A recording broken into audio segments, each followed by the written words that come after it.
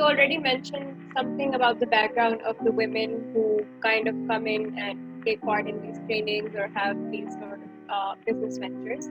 But just to set the picture a little bit more, are there necessarily only people who are being pushed to pursue this venture, or are there people who have a dream and a passion and they are not that concerned with the restrictions placed on them but just want to pursue that dream? And furthermore, is it at all relevant what their income status is, what their age bracket is, or are there people coming from all sorts of sections? Okay, so there are people coming from all sorts of sections. There are no bars there, right? Anybody who wants to apply for this program where they want to get this basic training on how to do business and is running a small business, our doors are open for them. When you talk about micro entrepreneurs, you're talking about entrepreneurs in the informal economy. When you're talking about the informal economy, you're talking about people who are basically operating in an informal setting and don't have the luxury to convert their business into a registered entity because of all the barriers involved, right? So automatically it tells you about their income status. That tells you about that they're not doing this for fun.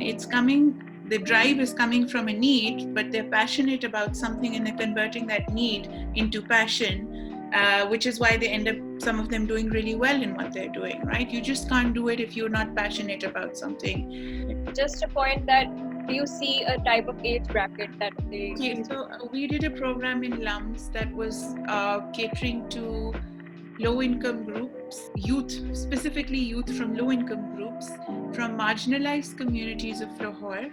And the age group that we set for youth was 16 to 25. Now, that was a program that was funded by the British Asian Trust and City Foundation. So, they had their own definition of youth and what they classified as youth. Whereas if you look at the Pakistani legislation and, our local entities and what our age group of youth qualifies, that's a different age bracket. So this really depends. Sometimes donors are very particular कि इसी age group के लोग आपने train करने हैं, not above this. But we've had programs where we've had micros who've been in their 40s, 50s, late 50s also. I think age restriction, there is none, but sometimes this is more of a requirement of the program that is being sponsored by a particular donor as opposed to our own limitations. So another question I had was, what sort of endeavors do these women take up? Can you give us examples about the specific things that they do or the products or services that they sell? Okay, so it's amazing. So you'll have rickshaw drivers, various parts of Lahore, and the same women will be carrying their salon bag in their rickshaws and will be providing beauty services to women at their doorstep also. You will have a lot of women running schools and academies because it's, education for women is somehow, it's convenient. They have their own kids in the same class and then they're teaching other students. So you have a lot of home-based academies. You have a lot of schools.